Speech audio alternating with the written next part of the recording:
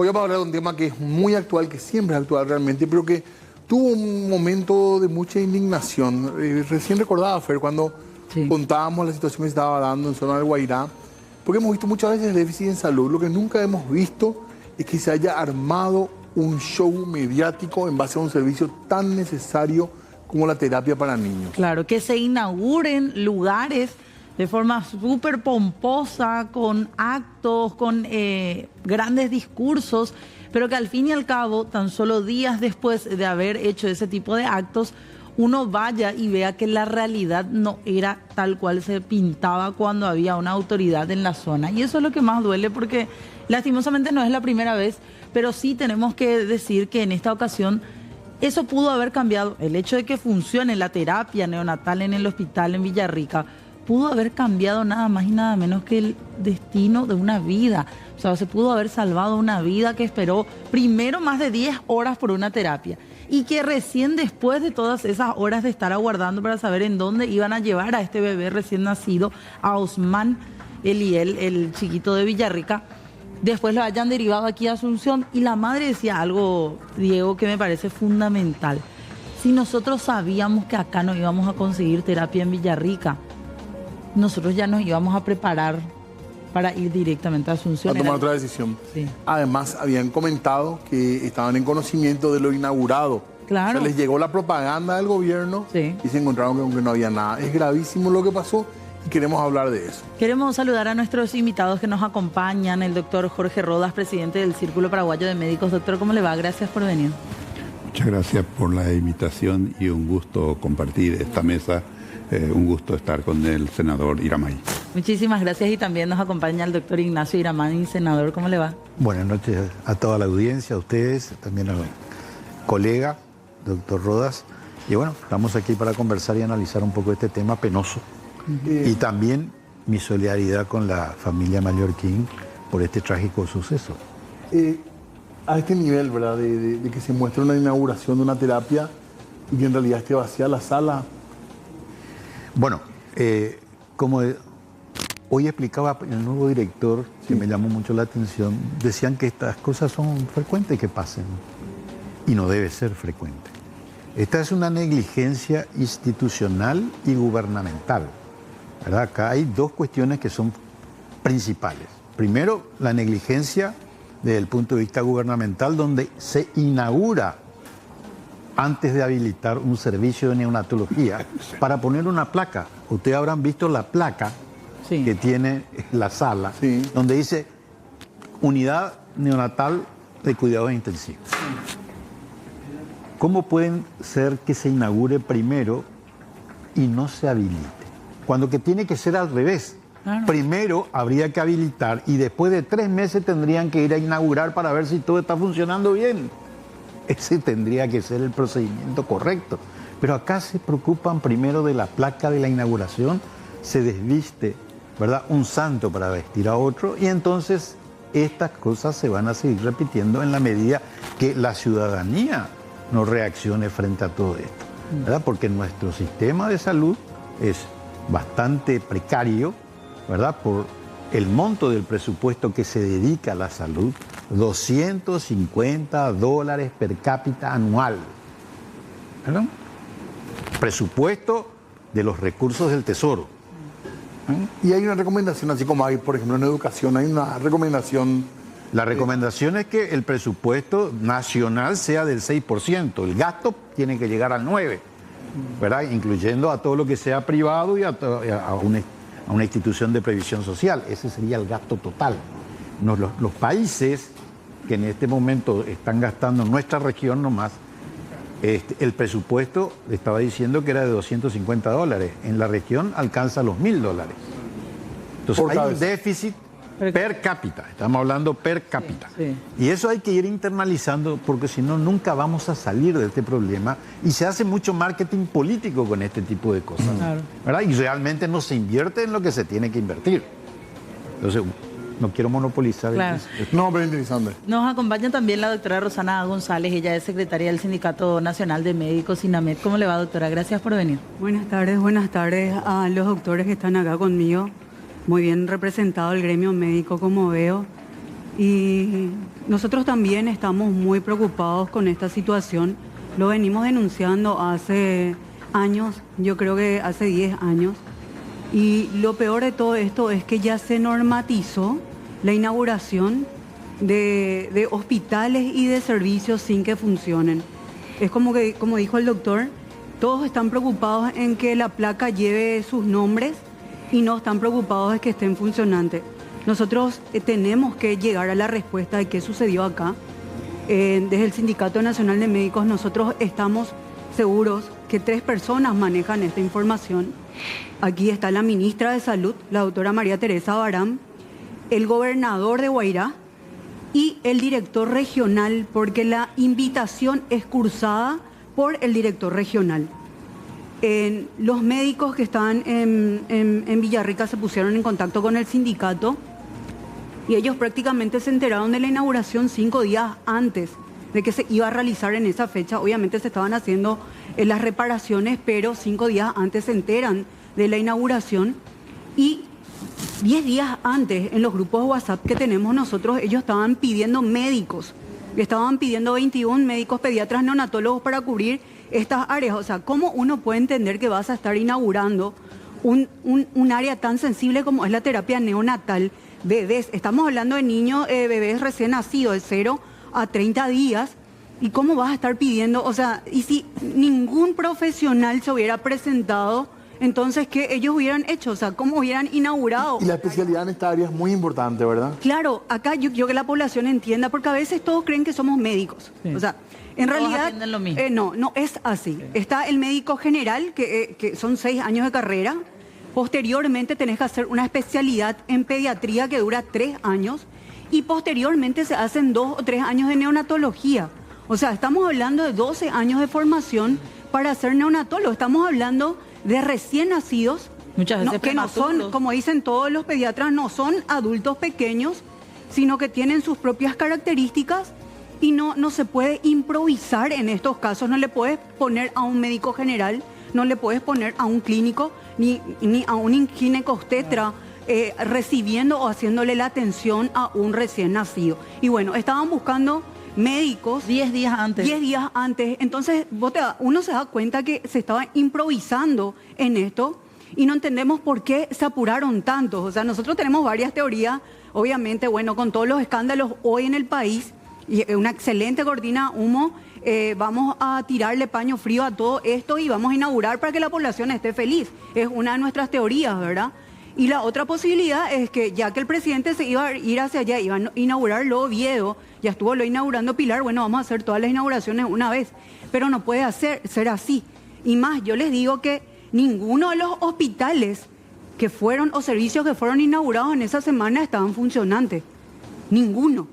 Oviedo no estuvo funcionante, laboratorio recién ahora, las apuradas consiguieron. Por el escándalo. Por el escándalo.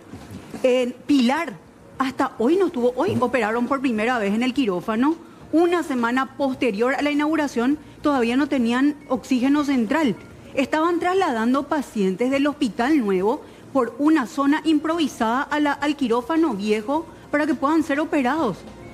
Realmente esto es indignante y con todo esto que sucedió, ahora habilitaron, hoy por primera vez tengo entendido, que operan en el quirófano nuevo.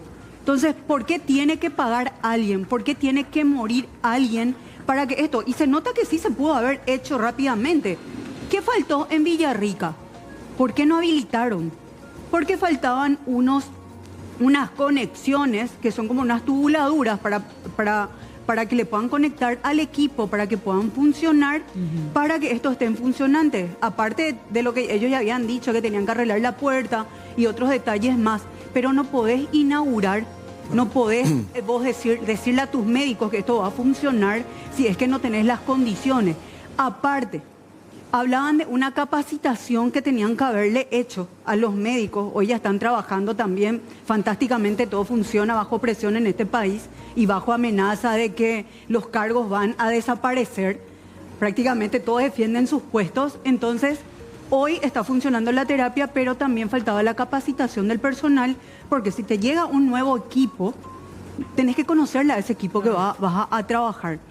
Y esa capacitación se tenía que haber hecho, o sea, en realidad en estos días, no sé si lo hicieron, eso había que preguntarle hoy al nuevo director, pero vos preguntás y todo está bien, hoy todo está perfecto, el oxígeno funciona, ya las 4 camas de Hay 3 chicos internados. Claro, o sea, yo les podría hablar acá, pero un montón de cosas que también están pasando a nivel país, de los demás servicios que tendrían que estar funcionando y no están funcionando. Tenemos varios servicios de terapia neonatal a nivel país que no están funcionando en su totalidad. Es lo que dije y en varios medios de prensa ya. El doctor Irrazábal, ¿cuántas veces le vieron a Jesús Irrazábal pidiendo que se arregle y se refaccione el servicio de neonatología del Hospital Nacional de Itagua? Uno de los hospitales de referencia, y no lo tienen. O sea, ellos podrían brindar mayor atención, podrían tener mayor capacidad de poder aceptar pacientes recién nacidos, pero no lo están pudiendo porque no le refaccionan, no le dan los equipos necesarios como para que ellos puedan dar respuesta. Ahora, lo mismo pasa.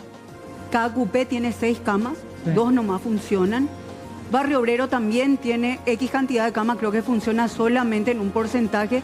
Y es como que en todos los lugares donde vos ya tenés profesionales formados, neonatólogos, no tenés el equipo, claro. No tenés la infraestructura para poder trabajar. O viceversa. Claro, entonces, ¿qué es lo que tiene que hacer este gobierno? Vamos a parar la pelota, paremos la pelota y vamos a decir cómo podemos salvar la mayor cantidad de vidas posible. ¿Cómo? ¿Cuál puede ser la estrategia? ¿Tenemos que arreglar lo que ya tenemos? ¿Posteriormente ahora vamos a construir? Claro, quería nomás también puntualizar, porque viendo, y hubo un montón de reacciones, tanto del sindicato, del círculo también, doctor, pidiendo por sobre todo, y aquí particularmente creo que lo que falta además de eso, que decía aquí la doctora Rosana, es también esa falta de empatía o de trabajo humano que pareciera ser esta administración del Ministerio de Salud. Se alejó completamente de esa humanidad que uno puede llegar a tener hacia familias enteras, como es el caso de esta pareja. Decía nuestro escritor, el infortunio se enamoró del Paraguay. Y yo creo que podemos achicar inclusive, pareciera ser de que el infortunio se enamoró del área de salud de nuestro país. Porque lastimosamente vemos en el contexto lo único que goza de buena salud al interior inclusive del órgano rector de salud es la corrupción. La única, el único tema de lo que podemos nosotros hoy aseverar de que goza de buena salud es la corrupción al interior del Ministerio de Salud. Entonces, ¿y esto de dónde viene este sistema? Y me apuro en aclarar, este es un sistema perverso instalado al interior del órgano rector de salud, ahí sobre Brasil y Silvio Pettirossi. ¿Y de dónde viene? ¿Es de esta administración solamente? No. Este viene pasando de gobierno a gobierno, este sistema instalado allí que no tiene color. Este no es colorado, no es liberal, este tiene color verde. El color verde del dólar. Es decir, que absolutamente no le importa la calidad del servicio de salud que tiene como misión esta institución. No, le importa la renta. Y es más, por este caso puntual que estamos analizando en este momento, ¿no se imaginan ustedes cuando uno conversa en privado con un funcionario de SEME? En ese lugar no había ambulancia para transportar a este bebé. En el hospital de Villarrica. El doctor tuvo que cambiar la rueda, el director. Sí.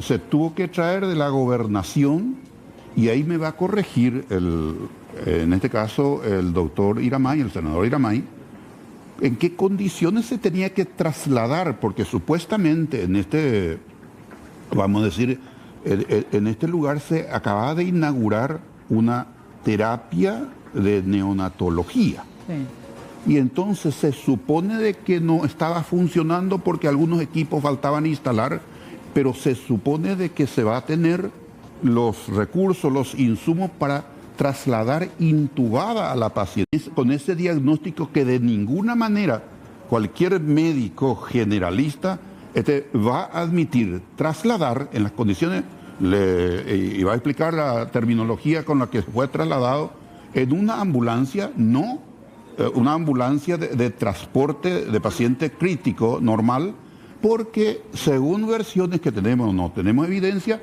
estaban todos concentrados por una orden superior en un rally hacia el sur. Ese mismo día, de modo que no podían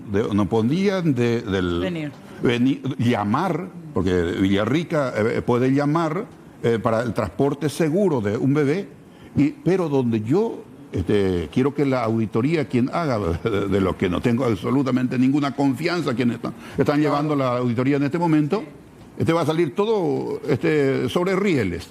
El resultado, ya sabemos eso. Entonces, ¿por qué, la pregunta del millón, por qué no se le trasladó a este paciente, a este bebé, por lo menos intubado, teniendo ese diagnóstico, asumiendo de que ya estaban los terapistas, me supongo, en ese momento trabajando en la instalación de los... O sea, tenía que ser una ambulancia especial con médicos... El doctor Iramay lo va a contestar. Sí, a ver, por eso hablaba yo de primero una negligencia gubernamental y también una negligencia institucional, porque ¿qué pasó acá? La madre había dicho que ya se le había muerto. Sí. Ella preguntó si estaban dadas las condiciones como para que su hijo recibiera atención en caso de urgencia, de necesidad, de algún problema que pudiera tener el niño. Entonces, le dijeron que sí, que estaban todos los servicios. Mintieron. No existían los servicios. Entonces, por lo menos, tenían que tener una ambulancia para traslado de paciente crítico. No es lo mismo una ambulancia normal. Hay varios tipos de ambulancias.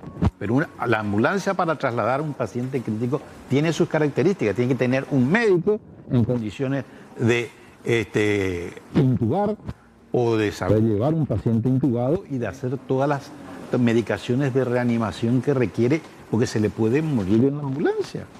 El cuadro es muy delicado, el cuadro que tenía diagnosticado. Bueno, yo no sé muy bien porque no tengo los datos, no puedo juzgar eso, pero una hipertensión pulmonar es cuando un chico no está recibiendo una buena oxigenación porque tiene o las arterias pequeñas o por su prematurez. Hay leve, moderado, severo, ¿verdad? Yo no sé cuál era la intensidad, pero evidentemente acá era importante el problema, por eso que además de no recibir la atención adecuada y la oxigenación adecuada, ¿verdad? Porque tenía que estar intubado ese paciente, por la evolución que tuvo, entonces evidentemente era un cuadro importante, severo, para el cual se tenía que haberse preparado, ¿verdad? Ese niño tenía que haber nacido y ya haber pasado una sala de observación de terapia intensiva para que en cualquier momento sea intubado y que sea respirado. Y en ese sentido, ¿cuánto tiempo se puede aguardar a que un paciente recién nacido pueda conseguir una cama de terapia?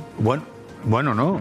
La cama de terapia tiene que estar ahí. Claro, pero nos decían, esperaron horas esta familia. Bueno, pero esperaron horas por la improvisación. Ese es un problema de gestión. Por eso ¿Pero qué se hace mientras? Y mientras tanto se le intuba, se pone un ambú, el respirador, se le pone el oxígeno y eso se hace casi siempre, en la época, en los lugares donde no hay posibilidad de tener terapia intensiva. Claro. Esa es la reanimación rápida, urgente, que tiene que estar preparado el médico para hacerlo. Pero se hace con un médico de manera manual. Se hace con un médico de manera manual. Ahora, el médico tiene que estar entrenado también para eso. Claro. Tiene que saber intubar, tiene que saber poner el ambú, tiene que saber poner la medicación. El equipo, el personal de enfermería es fundamental, bueno, porque realmente colabora, ayuda, como para poder sacar rápidamente al paciente, porque eso requiere agilidad, entrenamiento, capacitación. No es cuestión de que cualquiera nomás venga y haga la cosa. Claro. Pues tiene todo su protocolo de cómo uno tiene que actuar frente a ese tipo de situaciones. Ahí yo quiero hablar de la responsabilidad, que siempre van a buscar culpables. Estamos viendo que la cuerda se está soltando en el lado más débil, están rodando cabezas. Sí. Y probablemente quieran inculparle a los que hicieron su trabajo pero aquellas personas, aquellos médicos que están en estas instituciones, y yo me hago cargo como sindicato, nosotros venimos denunciando esta situación hace mucho tiempo. Nosotros estamos diciendo que los hospitales no están en una condición como para poder trabajar. El Círculo Paraguayo de Médicos también lo viene haciendo hace un tiempo. ¿Y qué hacemos? ¿Cerramos las instituciones? No podemos cerrar porque va a ser peor. Entonces, esto no es, y dijimos ya, no es una situación aislada. Hoy pueden estar preguntando cuántos niños están en espera de una terapia neonatal, porque creen que se va a resolver el problema con 4 camas más. No se va a resolver el problema con 4 camas más en Paraguay. O se va a resolver con la nueva construcción del hospital de Coronel Oviedo, que había sido, ¿no? El área materno-infantil se quedó en el hospital viejo y tiene mucho menos poder de resolución hoy, porque le desmembraron y le llevaron al resto de los médicos a un lugar y hoy no tienen médicos interconsultores. Ayer no tenían ecógrafo en el materno de Coronel Oviedo. No tenían porque llevaron al Hospital General y no vieron eso. Entonces, ¿existe esa fila constantemente? Sí. ¿Existe fila para la terapia adulto? Sí. Pero vamos a quitar la terapia a esto. Faltan camas en el San Jorge, donde es un instituto cardiológico, donde todos los días hay un montón de pacientes infartados y no se les puede derivar porque no tienen lugar. Cuando un paciente adulto hace un accidente cerebrovascular y se tiene que instalar el código ictus, no hay lugar donde enviarlos. No se le puede hacer una tomografía. Estamos perdiendo tiempo y esto significa para el país sufrimiento, un problema social porque se quedan niños sin padres, adolescentes sin padres y vamos tirándole a la pobreza cada vez más y también a los problemas sociales. Claro. También el gobierno va a seguir gastando mucho más plata porque el gobierno va a tener que hacerse cargo de esas personas que ya no van a poder trabajar y no van a poder mantener a sus familias. O sea, el gobierno no se da cuenta hasta ahora que invertir en salud es realmente invertir en un futuro y no es un gasto. Jamás va a ser un gasto. Se están dando balazos en el pie. Y todo el tiempo. Y lo que estamos diciendo nosotros es, tendría que haber habido una ambulancia. Sí, pero pregunten hoy, hace poco tuvimos el problema con Barrio Obrero y era el mismo problema. Bueno, Alto Paraná también hace poco. San Pedro también. Alto Paraná. 1.200.000 habitantes. Sí. Tiene un hospital que fue construido hace 80 años atrás y no tiene la capacidad para esa cantidad de gente. El otro día mi tía, la hermana de mi mamá, estuvo internada por una celulitis en la pierna en una silla. Pero no es culpa del director. El director ya no sabe de dónde, cómo inventar una cama porque no tienen respuestas. Y también no les voy a defender a los directores porque muchos de los directores, muchos, no todos, son un cargo político, partidario, pero también envían sus notas, y eso le decimos nosotros, envíen sus notas y no se hagan totalmente responsables. Tampoco, y hoy le digo a los colegas, no se hagan responsables de las irresponsabilidades del Ministerio de Salud. Hoy están aprendiendo esto. El otro día el director de General Aquino también aprendió esto con un sumario y probablemente con una demanda donde a él no le dieron dinero para cobertura de vacaciones ni para cobertura, y no existe una cobertura para los médicos que están enfermos. O sea, y por eso se quedó sin doctores. Claro, se quedó esa noche, ese día sin médico. Y entonces, ¿qué se puede hacer? Y al final van a ser imputados todos los directores de todos los hospitales y ahora el que es más o menos cuerdo entre nosotros no va a querer aceptar un puesto así. O sea, yo digo luego, oye doctor, ¿quién va a aceptar el puesto de viceministro? Perdón, ustedes piden la salida de la ministra, ¿verdad? ¿Esa es una postura ya asumida? Sí, señor. Y estamos pidiendo a ella porque es una prerrogativa del presidente de la República elegir para sus ministros, para sus ministras. ¿Por qué, doctor? Por el nivel de escándalo que tiene. Nosotros como colega estamos solicitando a la señora ministra como ciudadana, como colega, como médica y como madre, por todo esto que había ocurrido, ya demostrado fehacientemente que no tienen las competencias para responsabilizarse de esta tarea. Eso está demostrado y entonces debe hacer como última vez un gesto patriótico, ella renunciando al cargo antes de que se agrave la crisis del sistema de salud. Hay una crisis, eso hay que admitir. Claro. Entonces, esa es la situación, pero a lo que yo quiero, a lo que se dijo acá, yo quiero agregar de que los médicos siempre buscamos la causa. Estos son síntomas, vamos a decir, de algo grave, todo esto que estamos percibiendo. ¿Cuál es la causa?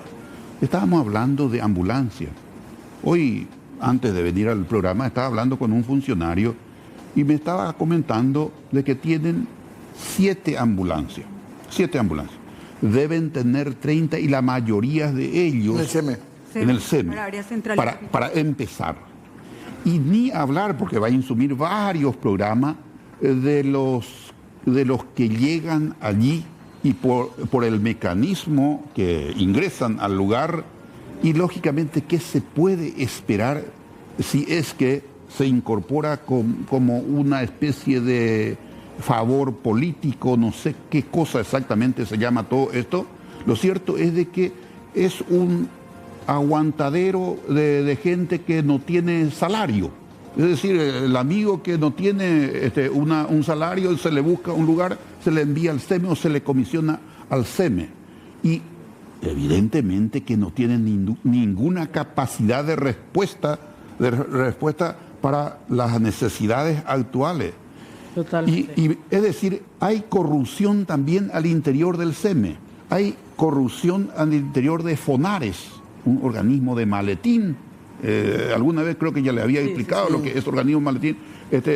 Hay corrupción en FONARES, hay corrupción en SEME, hay corrupción en el otro sector del Ministerio de Salud. Por eso yo hablo y quiero una vez más aclarar de que esta no es una cuestión personal con la ministra. Claro. Y aclaro perfectamente que como persona, la señora ministra es muy gente, ella es una persona mesurada, educada, tiene un trato afable siempre, pero no tiene ni un solo resultado en su gestión que mostrar.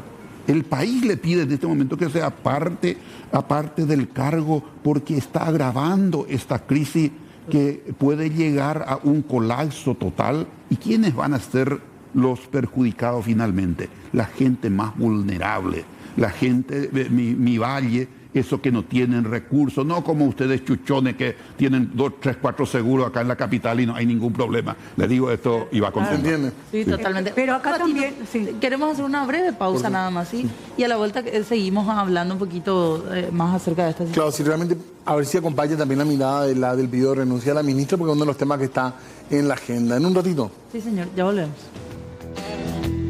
Muy bien, a partir de un hecho doloroso estamos hablando del sistema de salud en general y sobre todo esto, ¿verdad? Esta inauguración que tanto duele hoy en día cuando se presentaba una terapia, una unidad de terapia intensiva, cuando en realidad no estaba nada listo para funcionar. Así es, y esto lastimosamente después derivó en que un niño necesitara terapia, un bebé recién nacido de manera prematura y lastimosamente haya fallecido el fin de semana ya siendo atendido aquí en Asunción, en el Hospital Materno Infantil de Trinidad.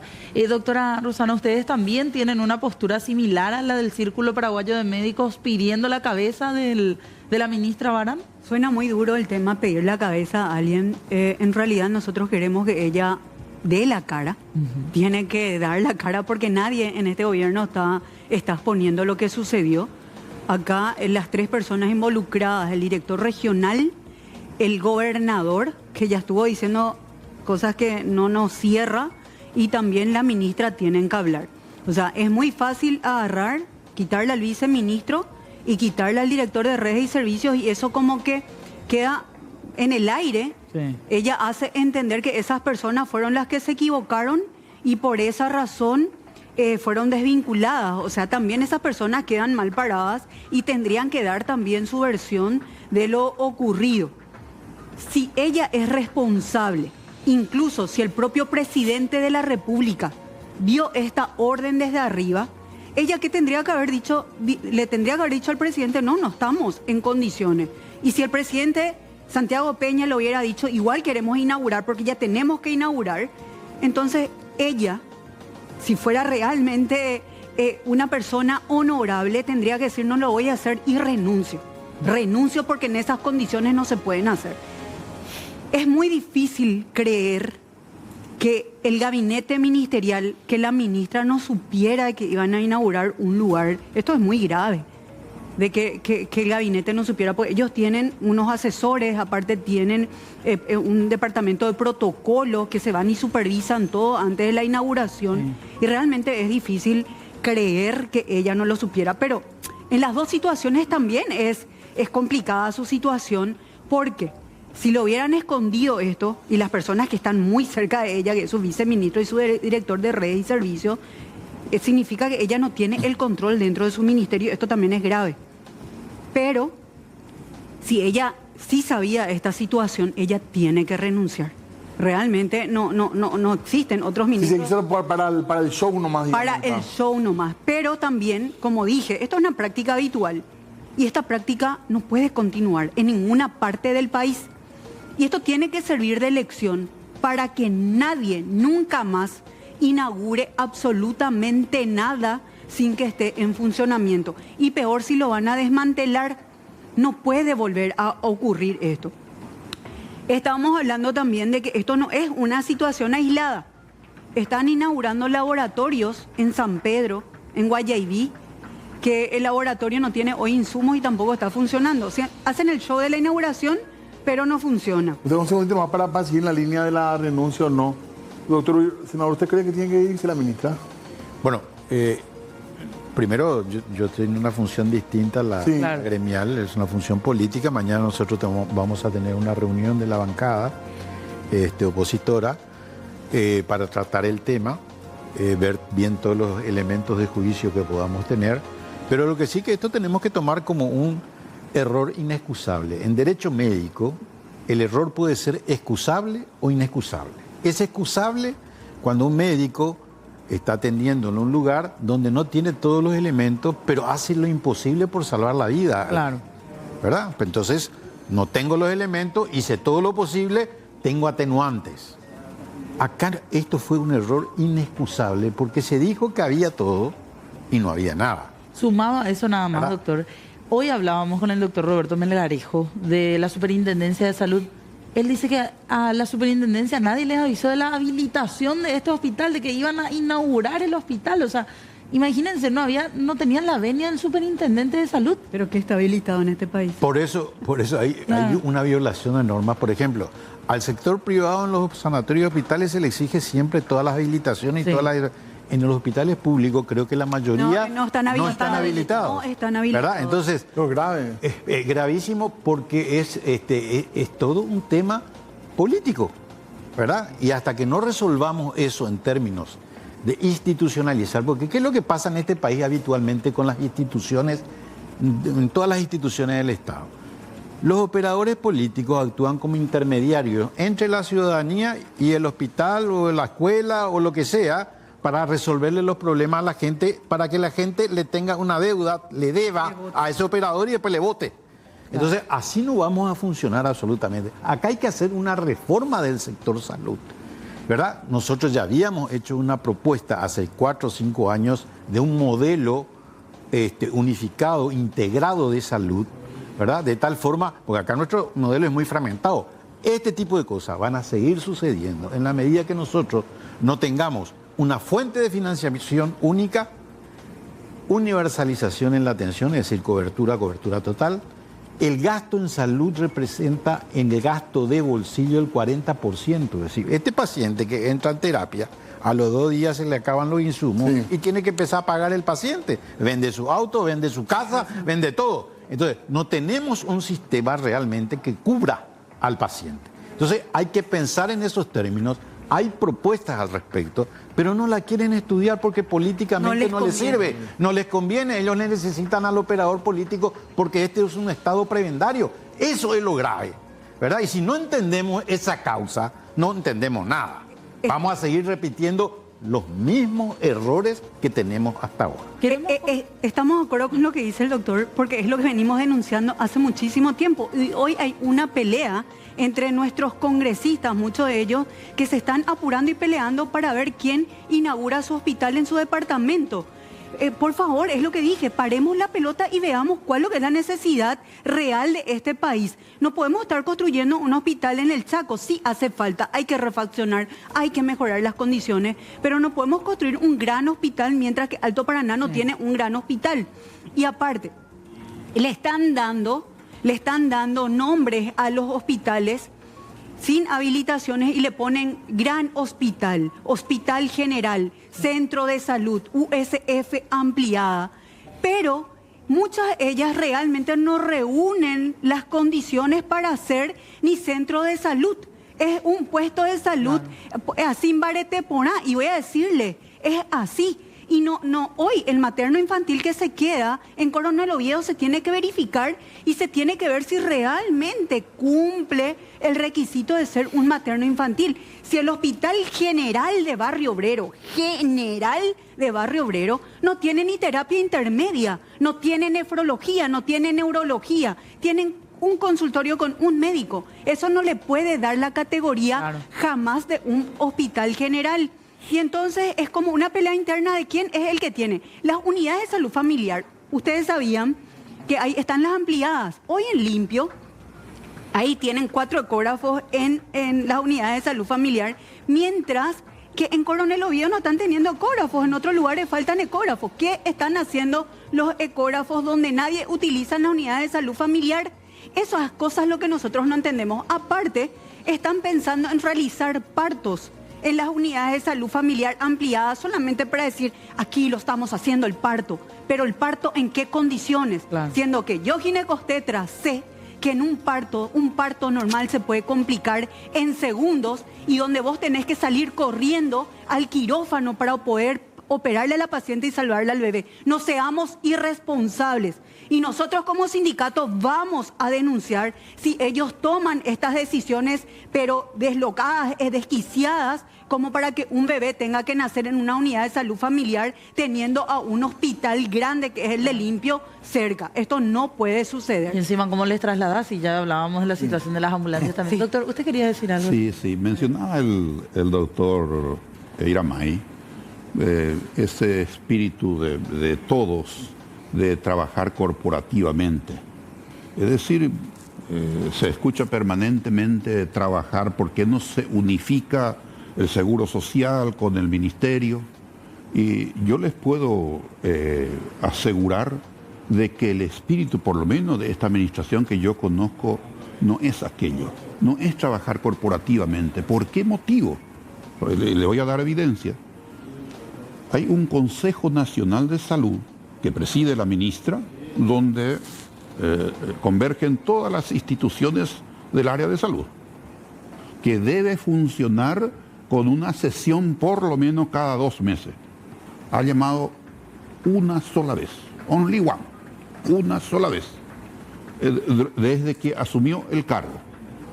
No llama a la reunión del Comité Ejecutivo del Consejo Nacional de Salud, pero ¿por qué motivo?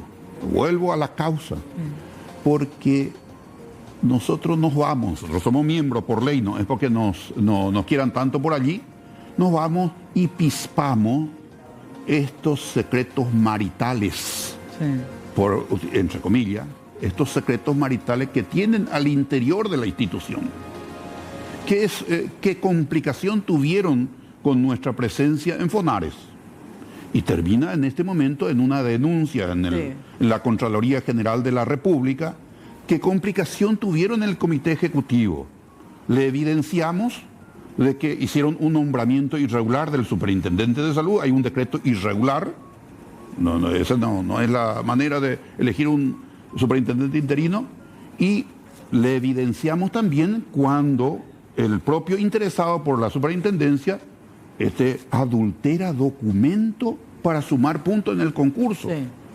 Asimismo también le evidenciamos cuando ya no podían por la vía del concurso, porque uno que fue, vamos a decir, separado del concurso por hacer fraude, entonces ya tiene que quedar como interino y entonces deja de llamar en este momento las sesiones del Comité Ejecutivo para el concurso a superintendente, entonces va a convertirse el actual superintendente interino en el superintendente eterno. Es decir, todo eso, ¿por qué no quiere que se elija un superintendente independiente, técnico, como dice la normativa al respecto?